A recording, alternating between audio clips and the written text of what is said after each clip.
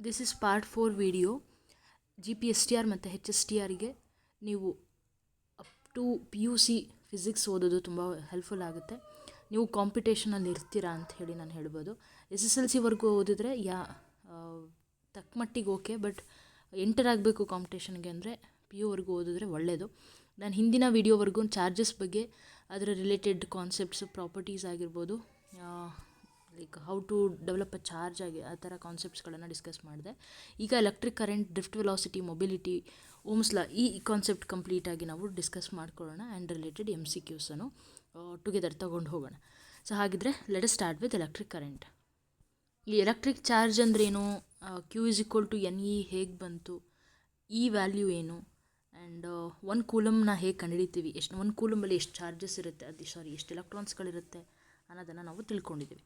ಈಗ ಸಿಂಪಲ್ಲಾಗಿ ತೊಗೊಳ್ಳೋದಾದರೆ electric current ಅಂತ ಅಂದರೆ ಎಷ್ಟು ನಂಬರ್ ಆಫ್ ಎಲೆಕ್ಟ್ರಾನ್ಸ್ಗಳು ಫ್ಲೋ ಆಗ್ತಾಯಿದೆ ಅಥವಾ ಎಷ್ಟು ನಂಬರ್ ಆಫ್ ಚಾರ್ಜಸ್ಗಳು ಫ್ಲೋ ಆಗ್ತಾಯಿದೆ ಇನ್ನು ಗಿವನ್ ಟೈಮ್, ಆ ಟೈಮಲ್ಲಿ ಸ್ಪೆಸಿಫೈಡ್ ವಿತ್, ಇನ್ನೂ ಪರ್ಟಿಕ್ಯುಲರಾಗಿ ಹೇಳೋದಾದರೆ ನಾನು ತೊಗೊಂಡಿರುವಂಥ ಒಂದು ಕಂಡಕ್ಟರ್ನಲ್ಲಿ ಅಥವಾ ಒಂದು ವೈರ್ ಅಂತ ಏನು ತೊಗೊಳ್ತೀವಿ, ಅದರಲ್ಲಿ ಆ ಒಂದು ವೈರ್ನ ಒಂದು ಕ್ರಾಸ್ ಸೆಕ್ಷನ್, ಈಗ ಇಲ್ಲೊಂದು ದೊಡ್ಡ ವೈರ್ ಇದೆ ಅಂತ ತೊಗೊಳ್ಳೋಣ. ಈ ವೈರ್ನಲ್ಲಿ ಪರ್ಟಿಕ್ಯುಲರ್ ಈ ಒಂದು ಕ್ರಾಸ್ ಸೆಕ್ಷನಲ್ಲಿ ಎಷ್ಟು ನಂಬರ್ ಆಫ್ ಎಲೆಕ್ಟ್ರಾನ್ಸ್ಗಳು ಫ್ಲೋ ಆಗ್ತಿದೆ ಇನ್ನು ಗಿವನ್ ಟೈಮ್ ಅಂತ ಏನು ತೊಗೊಳ್ತೀವಿ, ದಟ್ ಈಸ್ ಎಲೆಕ್ಟ್ರಿಕ್ ಕರೆಂಟ್ ಅಂತ ಹೇಳಿ ನಾವು ಡಿಫೈನ್ ಮಾಡ್ತೀವಿ. ಇನ್ನೊಂದು ರೀತಿಯಲ್ಲಿ ಹೇಳ್ತಾರೆ, the directed flow of negative charges through a wire is called as electric current ಅಂತ ಹೇಳಿ. ಸೊ ಆ ಒಂದು ಲಿಂಕ್ಗೆ ಎಲೆಕ್ಟ್ರಿಕ್ ಸರ್ಕ್ಯೂಟ್ ಅಂತ ಹೇಳಿ ಕರಿತೀವಿ. ಅದೊಂದು ಕ್ಲೋಸ್ಡ್ ಪಾತ್ ಆಗಿರುತ್ತೆ, ಕಂಟಿನ್ಯೂಸ್ ಫ್ಲೋ ಆಫ್ ಚಾರ್ಜಸ್ಗಳಿರುತ್ತೆ ಅದರಲ್ಲಿ, ಏನದಲ್ಲ ನಾವು ಒಂದು ಕಡೆ ಬೇಸಿಕ್ಕಾಗಿ ನೋಡ್ಕೊಂಡಿರ್ತೀವಿ. ಸೊ ಫಾರ್ಮುಲಾ ಬಂದುಬಿಟ್ಟು I = Q/T ಆಗಿರುತ್ತೆ. I ಅಂದ್ರೇನು, Q ಅಂದ್ರೇನು, T ಅಂದ್ರೇನು ನೋಡ್ಕೊಳ್ಳಿ. ಐನ SI ಯೂನಿಟ್ ಆ್ಯಂಪಿಯರ್ ಆಗುತ್ತೆ, Qದು ಕೂಲಂಬು, ಟೈಮ್ದು ಸೆಕೆಂಡು. ಹಾಗಿದ್ರೆ 1 ಆ್ಯಂಪಿಯರನ್ನು ಡಿಫೈನ್ ಮಾಡಿ ಅಂತಂದರೆ 1 ಕೂಲಂಬ್ ಆಫ್ ಚಾರ್ಜಸ್ ಫ್ಲೋ ಆಗ್ತಾಯಿದೆ ಇನ್ 1 second half time, and that is called as 1 ampere ಅಂತ ಹೇಳಿ ನಾವು ಹೇಳಬಹುದು. ಈ ಆ್ಯಂಪಿಯರ್ ಯಾಕೆ ಬಂತು ಅನ್ನೋದಕ್ಕೂ ಸಹಿತ ಒಂದು ಸ್ಟೇಟ್ಮೆಂಟ್ ಇದೆ. ಅವ್ರ ಹೆಸರು ನೆನಪಲ್ಲಿಡೋದಕ್ಕೋಸ್ಕರ ರಿಲೇಟೆಡ್ ಕಾನ್ಸೆಪ್ಟ್ಗೆ ಇಟ್ಟಿದ್ದೀವಿ. ಹಾಗಿದ್ರೆ ಕರೆಂಟನ್ನು ಮೆಷರ್ ಮಾಡುವಂಥ ಡಿವೈಸ್ ಬಂದುಬಿಟ್ಟು ಅಮೀಟರ್ ಆಗಿರುತ್ತೆ. Ammeter then it is connected in series ಅಂತ ಹೇಳಿ ಕರಿತೀವಿ. ಇದನ್ನು ನಾನು ನೆನಪಲ್ಲಿಡೋದಕ್ಕೋಸ್ಕರ ಏನು ಯೂಸ್ ಮಾಡ್ತೀನಿ ಅಂದರೆ ಸಿಂಧು PV ಅಂಥೇಳಿ, ನಿಮಗೆ ಗೊತ್ತಿದೆ ಹೆಸರು, ಫೇಮಸ್ ಸ್ಪೋರ್ಟಲ್ಲಿರುವಂಥವ್ರು. ಸೀರೀಸ್ ಎಸ್ ಅಂದರೆ ಸೀರೀಸಲ್ಲಿ ಏನು ಇಡ್ತೀವಿ ಅಂದರೆ ಕರೆಂಟನ್ನು ಮೆಷರ್ ಮಾಡುವಂಥ, I ಅಂದರೆ ಕರೆಂಟ್ ಅಲ್ವಾ, ಕರೆಂಟನ್ನು ಮೆಷರ್ ಮಾಡುವಂಥ ಡಿವೈಸ್ ಅಮೀಟರನ್ನು ಇಡ್ತೀವಿ. ಪ್ಯಾರಲಲ್ಲಿ ಇಡ್ತೀವಿ. PV ಯಾಕೆ ತೊಗೊಂಡಿದ್ದೀನಿ ಅಂದರೆ ಇದೇ ಉದ್ದೇಶಕ್ಕೆ.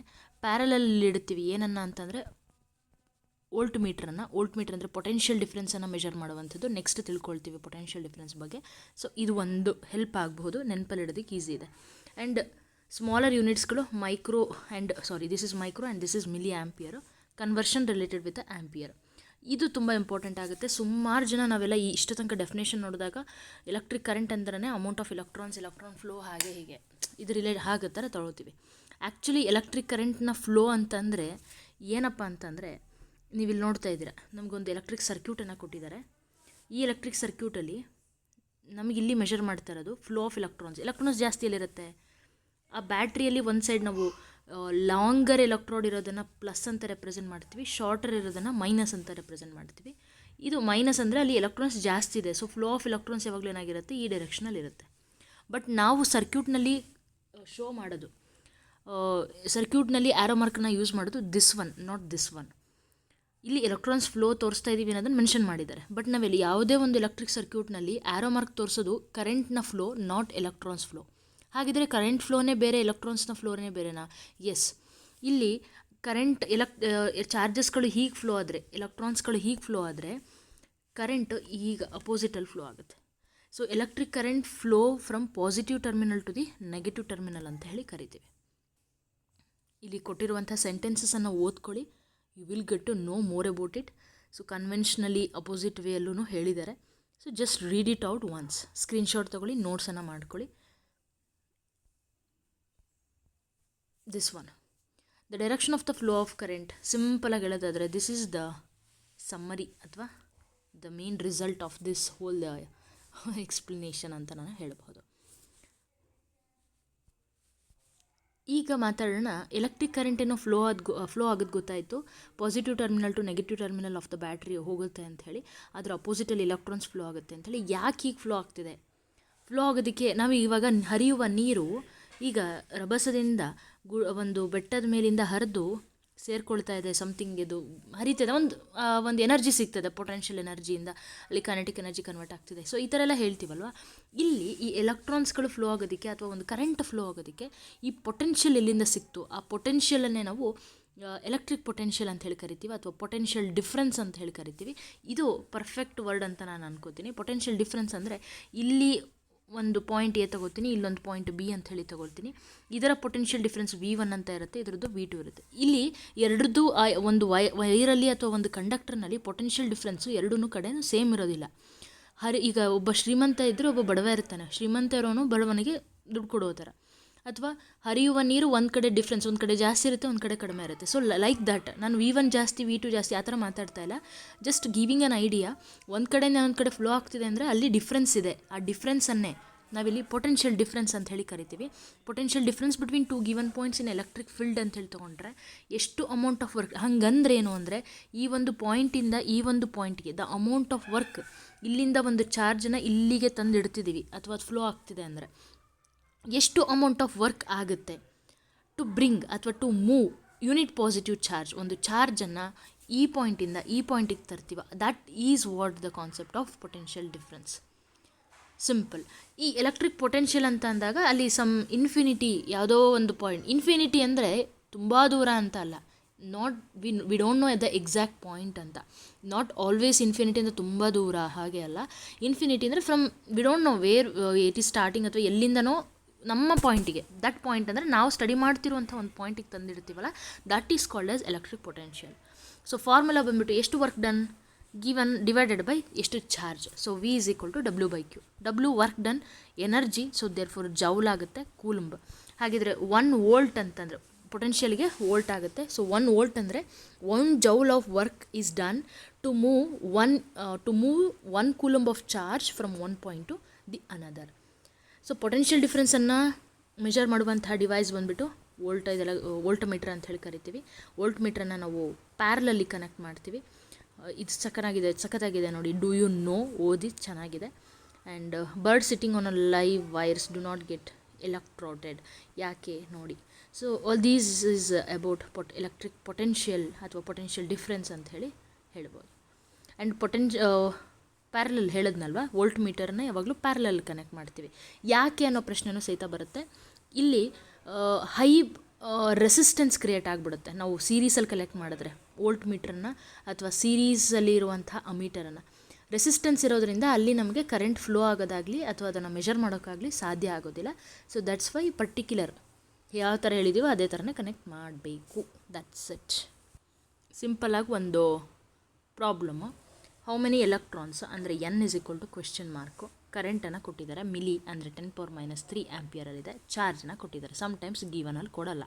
ಸೊ ಹಾಗಿದ್ರೆ N ಅಂತಂದರೆ ನಮಗಲ್ಲಿ Q is equal to NE ಬರಬೇಕು. N is equal to Q/E. Q ಕೊಟ್ಟಿದ್ದಾರೆ, ಇದು ಚಾರ್ಜ್, ಎಲೆಕ್ಟ್ರಾನ್ ಕೊಟ್ಟಿದ್ದಾರೆ, ಎಲೆಕ್ಟ್ರಾನ್ ವ್ಯಾಲ್ಯೂ, ಆ್ಯಂಡ್ Q ಕೊಟ್ಟಿದ್ದಾರೆ. ಸೊ ಹೇಗೆ Q ಅಂತ ಹೇಳ್ಕೊಟ್ಟಾಗ Q ಅಂತಂದರೆ we know I is equal to Q/T. Q is equal to I into T.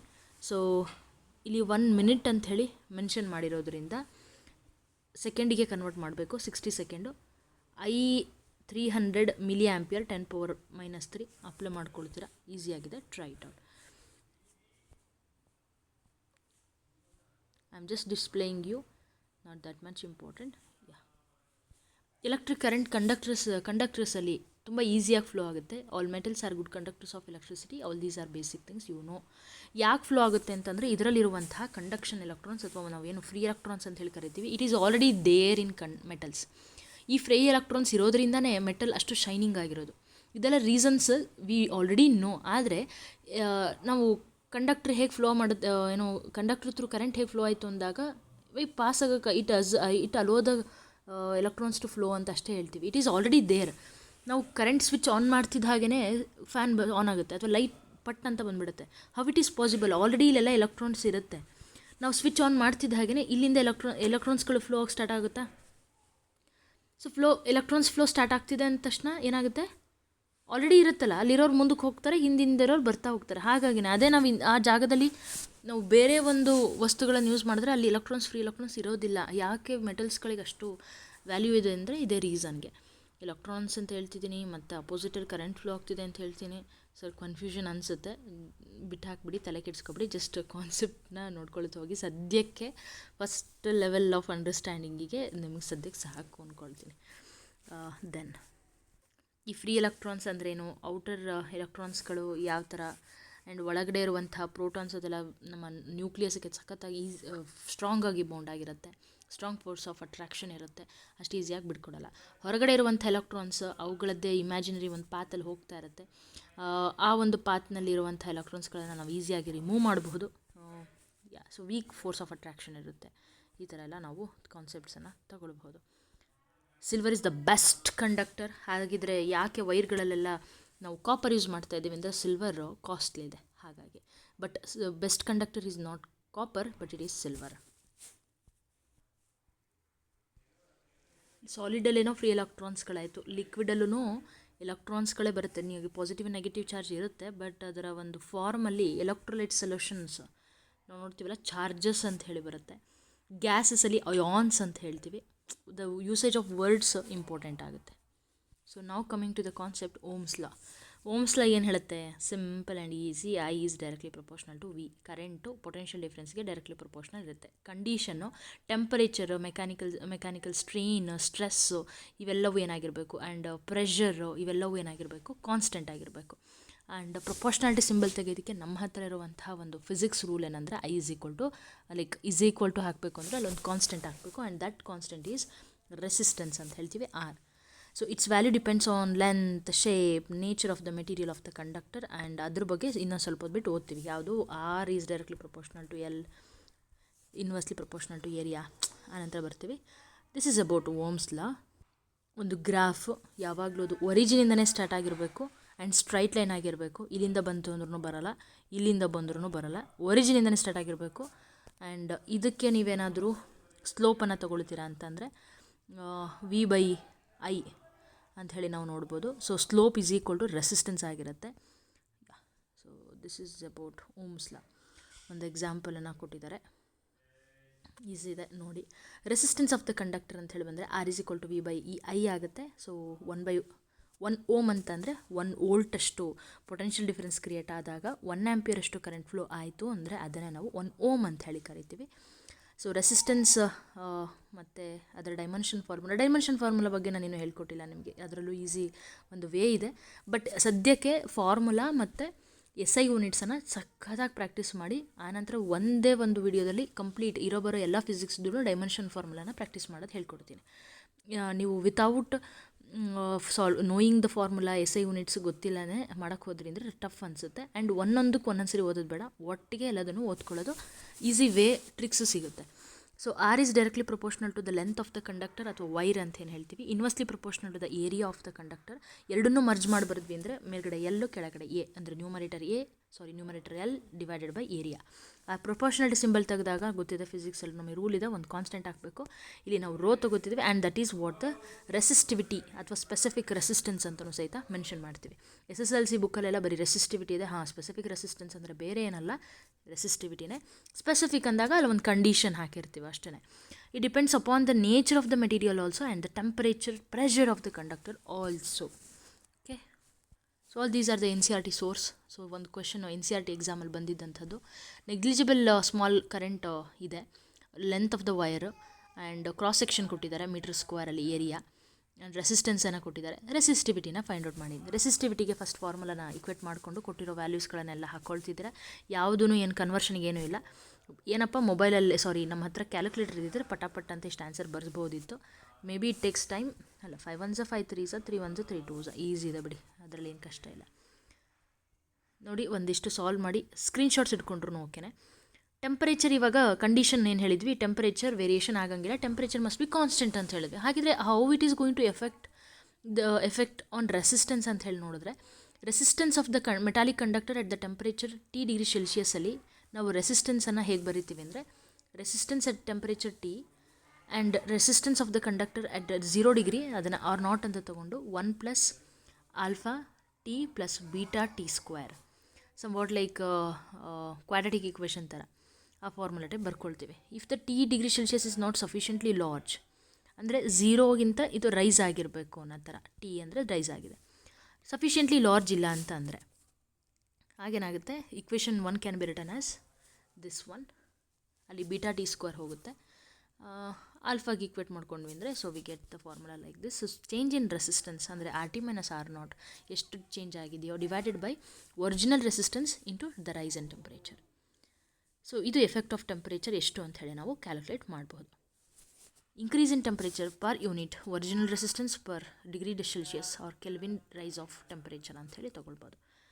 Metal increases with rise in the resistance though of the metal rise in temperature. ನಾವು usually ನಾವು ಅಂದ್ಕೊಳ್ಳೋದನ್ನು ಈಗ ಈ concept ಓದಿಲ್ಲ, direct ಎಕ್ಸಾಮಿಗೆ ಹೋಗ್ಬಿಟ್ಟಿದ್ದೀವಿ.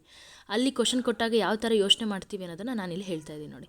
ಈಗ temperature rise ಮಾಡಿದಾಗ flow of ಚಾರ್ಜಸ್ಗಳು, flow of ನಾವು usually heat and temperature topic ಓದುವಾಗ ಏರ್ ಹೀಟ್ ಆದ ತಕ್ಷಣ ಅಲ್ಲಿರುವಂಥ molecules, perfect word is molecules movement fast ಆಗುತ್ತೆ ಅಂತೆಲ್ಲ ಓದಿರ್ತೀವಿ. ಅದೇ ಕಾನ್ಸೆಪ್ಟನ್ನು ಇಲ್ಲೂ ಅಪ್ಲೈ ಮಾಡೋಕ್ಕೆ ಹೋಗ್ತೀವಿ. ಸೊ ಈ ರೈಸ್ ಇನ್ ಟೆಂಪ್ರೇಚರ್ ಆದಾಗ ಏನಾಗುತ್ತೆ, ಫ್ಲೋ ಆಫ್ ಎಲೆಕ್ಟ್ರಾನ್ಸ್ ಈಸಿ ಆಗುತ್ತೆ. ದಟ್ ಮೀನ್ಸ್ ರೆಸಿಸ್ಟೆನ್ಸ್ ಕಡಿಮೆ ಆಗುತ್ತೆ ಅಂತ we think, but it is false. See here, am I right? ನಾನು ಕರೆಕ್ಟ್ ಹೇಳಿದ್ನ? ಜಸ್ಟ್ ಕಮೆಂಟ್ ಮಾಡಿ. Thank you. Similarly for insulators and semiconductors, so alpha ಇದೇನಾಗುತ್ತೆ ಇಲ್ಲಿ, ಅಲ್ಲಿ ಕಂಡಕ್ಟರ್ಸ್ಗೆ ಪಾಸಿಟಿವ್ ಆದರೆ ಇಲ್ಲಿ ನೆಗೆಟಿವ್ ಆಗ್ತದೆ. Resistance decreases with rise in temperature ಅಂತ ಹೇಳ್ತಿದ್ದೆ. Wow, interesting one. ಎಕ್ಸಾಮಲ್ಲಿ ಕೇಳುವಂಥ ಟಾಪಿಕ್ ಇದು. ಹಾಗಿದ್ರೆ ಅಲ್ಲಿ change in difference in temperature R2 minus R1 divided by R1 times difference in temperature, ಎರಡು ತೊಗೋತೀವಿ. ಸೊ ಕಂಡಕ್ಟರ್ಗೆ ಬೇರೆಯೇ, ಇನ್ಸುಲೇಟರ್ ಸೆಮಿ ಕಂಡಕ್ಟರ್ಗೆ ಬೇರೆ. ಇಲ್ಲಿ ಸಿಲ್ವರ್ ವೈರ್ ಅಂತ ಹೇಳ್ತಿದ್ದಾರೆ, ದಟ್ ಮೀನ್ಸ್ ಕಂಡಕ್ಟರ್ ಆಗುತ್ತಲ್ವ ಸಿಲ್ವರ್ ಅಂದರೆ. ನೋಡಿ ಹಾಗಿದ್ರೆ ಯಾಕೆ ಇಲ್ಲಿ R2 ಮೈನಸ್ R1 ಅಂತ ತೊಗೊಳ್ತಿದ್ದಾರೆ? ಕಮೆಂಟ್ ಮಾಡಿ ನನಗೂ. ಟೆಂಪ್ರೇಚರ್ ಕೋಫಿಷಿಯಂಟ್ ಕೇಳ್ತಾ ಇದ್ದಾರೆ. Alloys is very small. Sorry, formula is different ಅಂತ ಹೇಳೋದಕ್ಕಿಂತನೂ ಅವ್ರು ಹೇಳ್ತಾ ಇರೋದು ಆಲ್ಫಾ ನೆಗೆಟಿವ್ ಬರುತ್ತಿದೆ, ಕಂಡಕ್ಟರ್ಸ್ಗೆ ಪಾಸಿಟಿವ್ ಬರುತ್ತೆ. ಫಾರ್ ಅಲಾಯ್ಸ್ ಅಂತ ಹೇಳಿ ತಗೊಂಡಾಗ it is very very small ಅಷ್ಟೇ. 3 ಪಾಯಿಂಟ್ ಬರುತ್ತೆ ನೋಡಿ, ನಾನೇ ಕನ್ಫ್ಯೂಸ್ ಆಗಿದ್ದು. ಕಂಡಕ್ಟರ್ಸ್ಗೆ ಆಲ್ಫಾ ಇದು ಪಾಸಿಟಿವ್ ಬಂದರೆ ಅಲ್ಲಿ rise in temperature, resistance rise in temperature ಅಂತ ಹೇಳಿದ್ರು. ಇಲ್ಲಿ resistance decreases with rise in temperature for insulator and semiconductor. For alloys alpha is very very small ಅಂತ ಹೇಳ್ತಿದ್ದಾರೆ. Is different at different temperature. ಈ ಥರ ಅಂತ ನಾವು ಪರ್ಟಿಕ್ಯುಲರ್ ಹೇಳೋಕ್ಕಾಗಲ್ಲ. ಸೊ ಟೆಂಪ್ರೇಚರ್ ಕೋಫಿಷಿಯಂಟ್ಸ್ಗಳು ಕೊಟ್ಟಾಗ T1 T2 ಡಿಫ್ರೆನ್ಸನ್ನು ಕೊಟ್ಟಾಗ ಆಗ R2 R1 ಹೇಗೆ ಕಂಡುಹಿಡಿಯೋದು ಅನ್ನೋದನ್ನು ಕೊಟ್ಟಿದ್ದಾರೆ. ಸೊ ಪರ್ಟಿಕ್ಯುಲರ್ ಕರೆಕ್ಟ್ ಇದೆ ಇದು ಫಾರ್ಮುಲಾ ಯೂಸ್ ಮಾಡಿರೋದು. So drift velocity, drift electrons ಅಂದ್ರೇನು ಈಗ ನೋಡೋಣ. ಇದನ್ನು ಅರ್ಥ ಆಗಬೇಕು ಅಂದರೆ ಒಂದು ಸಿಂಪಲ್ ಎಕ್ಸಾಂಪಲ್ ಹೇಳ್ತೀನಿ. ಲೈನಲ್ಲಿ ಎಲ್ಲರಿಗೂ ನಿಲ್ಲಿಸಿದ್ದೀವಿ, ಮಕ್ಕಳಿಗೆ ರನ್ನಿಂಗ್ ರೇಸ್ಗೆ ನಾವು ವಿಷಲ್ ಹೊಡ್ತಿದ್ದಾಗೆ ದಿ ಸ್ಟಾರ್ಟ್ ಮೂವಿಂಗ್ ಪಟ್ ಅಂಥೇಳಿ. ಜಸ್ಟ್ ಒಂದು ಐಡಿಯಾ ಹಿಡ್ಕೊಂಡು ಓದ್ಕೊಳ್ಳಿ ಇವಾಗ. It is defined as the average velocity with which the free electrons in a conductor get drifted. ಪಟ್ ಅಂಥೇಳಿ ಡ್ರಿಫ್ಟ್ ಆಗುತ್ತೆ, ಆ ಕಡೆ ಮೂವ್ ಆಗೋಕ್ಕೆ ಸ್ಟಾರ್ಟ್ ಆಗುತ್ತೆ. ಎಲ್ಲಿಗೆ? ಪಾಸಿಟಿವ್ ಎಂಡ್ ಕಡೆಗೆ ಮೂವ್ ಆಗೋಕ್ಕೆ ಸ್ಟಾರ್ಟ್ ಆಗುತ್ತೆ. Under the influence of electric field ಇದ್ದಾಗ ಪಾಸಿಟಿವ್ ಚಾರ್ಜಸ್ಗಳು ಅಥವಾ ಎಲೆಕ್ಟ್ರಾನ್ಸ್ಗಳು ಪಾಸಿಟಿವ್ ಎಂಡ್ ಕಡೆಗೆ ಮೂವ್ ಆಗೋಕ್ಕೆ ಸ್ಟಾರ್ಟ್ ಆಗುತ್ತೆ. That is what the concept of electric current ಅಲ್ವಾ. ಆ ವೆಲಾಸಿಟಿ ಸಿಗ್ತಿದೆ, ಆ ಸ್ಪೀಡ್ ಸಿಗ್ತಾ ಇದೆ ಯಾವಾಗ ಎಲೆಕ್ಟ್ರಿಕ್ ಫೀಲ್ಡ್ ಸಿಗ್ತಿದೆ ಹಾಗೆಯೇ across the conductor. And it is given by VD. The drift velocity is of the order usually ಎಷ್ಟಿರುತ್ತೆ ಅಂದರೆ 10⁻⁴ ಮೀಟರ್ ಪರ್ ಸೆಕೆಂಡ್. ನೋಡಿ, ಎಲೆಕ್ಟ್ರಿಕ್ ಕರೆಂಟ್ ಅಂದರೆ ಬೇರೆ, ಪೊಟೆನ್ಷಿಯಲ್ ಡಿಫ್ರೆನ್ಸ್ ಅಂದರೆ ಬೇರೆ, ಡ್ರಿಫ್ಟ್ ವೆಲಾಸಿಟಿ ಅಂದರೆ ಬೇರೆ. ಆ ಪೊಟೆನ್ಷಿಯಲ್ ಸಿಗಬೇಕು, ಪೊಟೆನ್ಷಿಯಲ್ ಸಿಕ್ಕಿದಾಗ ಅಷ್ಟು ವೆಲಾಸಿಟಿ ಸಿಗುತ್ತೆ, ಸ್ಪೀಡ್ ಕವರ್ ಮಾಡ್ತಾರೆ ಅನ್ನೋ ಥರ. So is equal to V/L ಆಗುತ್ತೆ. So it depends on the conductor length ಅಂತಲೂ ನಮಗಿಲ್ಲಿ ಗೊತ್ತಾಗ್ತಿದೆ. So the direction of the electric field is from positive to negative end of the conductor as shown in the figure ಅಂತ ಹೇಳ್ತಿದ್ದಾರೆ. Let's see. ನೋಡಿ, electric field ಅಂತಂದರೆ ಅದು positive to negative apply ಆಗುವಂಥದ್ದು, ಅದನ್ನೇ ಹೇಳಿದ್ದಾರೆ. ಸೊ ಚಾರ್ಜ್ ಅಂದರೆ ಎಲೆಕ್ಟ್ರಾನ್ ಇಲ್ಲಿ ನೆಗೆಟಿವ್ E ಅಂತ ಹೇಳಿ ನಾವು ತೊಗೊಳೋದ್ರಿಂದ, ಚಾರ್ಜ್ ಆಫ್ ದ ಎಲೆಕ್ಟ್ರಾನ್ ಅಂದರೆ ಎಲೆಕ್ಟ್ರಾನ್ -E ಅಂತ ಹೇಳಿ ತೊಗೊಳೋದ್ರಿಂದ ಈಚ್ ಫ್ರೀ ಎಲೆಕ್ಟ್ರಾನ್ ಮೇಲೆ ಅಪ್ಲೈ ಆಗುವಂಥ ಫೋರ್ಸನ್ನು ನಾವು F = -E ಕ್ಯಾಪಿಟಲ್ E ಅಂದರೆ ಎಲೆಕ್ಟ್ರಿಕ್ ಫೀಲ್ಡ್ ಸೇರಿಸ್ಕೊಂಡು ಅದರ ಪ್ರಾಡಕ್ಟ್ ಆಗಿರುತ್ತೆ ಅಂತ ಮೆನ್ಷನ್ ಮಾಡ್ತಿದ್ದೀವಿ. ಸೊ ನೆಗೆಟಿವ್ ಏನನ್ನು ಹೇಳ್ತಾ ಇದೆ ಅಂತಂದರೆ ಅಪೋಸಿಟ್ ಡೈರೆಕ್ಷನಲ್ಲಿ ಆ್ಯಕ್ಟ್ ಆಗ್ತಿದೆ ಅನ್ನೋದನ್ನು ಫೋರ್ಸ್ ಎಲೆಕ್ಟ್ರಿಕ್ ಕರೆಂಟ್ ಹೀಗೆ ಫ್ಲೋ ಆಗ್ತಾಯಿದೆ, ಎಲೆಕ್ಟ್ರಾನ್ಸ್ ಹೀಗೆ ಫ್ಲೋ ಆಗ್ತಿದೆ. ಇದು ಒಂದು ಐಡಿಯಾನೇ. So this is about velocity ಆಯಿತು. Change in velocity leads to acceleration. Let's talk about acceleration. Acceleration ಫಾರ್ಮುಲಾನ ನಮಗೆ ಡಿಫೈನ್ ಮಾಡಿದ್ದು ಅಥವಾ ಫಾರ್ಮುಲಾ ಕೊಟ್ಟಿದ್ದು ನ್ಯೂಟನ್ ಸೆಕೆಂಡ್ ಲಾ ಆಗಿರುತ್ತೆ. ಅದರ ಬೇಸ್ ಮೇಲೇ F is equal to M E ಅಂತ ತೊಗೊಂಡ್ರೆ A is equal to F by M. F ಅಂತಂದರೆ ಈಗ ತಾನೇ ಫೈಂಡ್ ಔಟ್ ಮಾಡಿದ್ದೀವಿ, ಮೈನಸ್ ಇ ಬೈ ಎಮ್ ಆಗುತ್ತೆ. So it's depend on the mass of the electron also.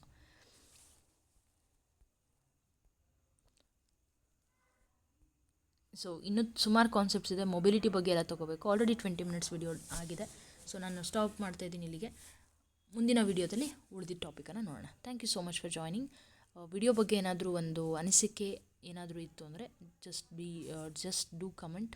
ಏನಾದರೂ ಬೇರೆ ಇನ್ಕ್ಲೂಡ್ ಮಾಡ್ಕೋಬೇಕಾ ಏನೋ ಅಂಥೇಳಿ. ಇಟ್ಸ್ ಜಸ್ಟ್ ಹೆಲ್ಪಿಂಗ್ ವಿಡಿಯೋಸ್ ಆಗಿದೆ. Thank you.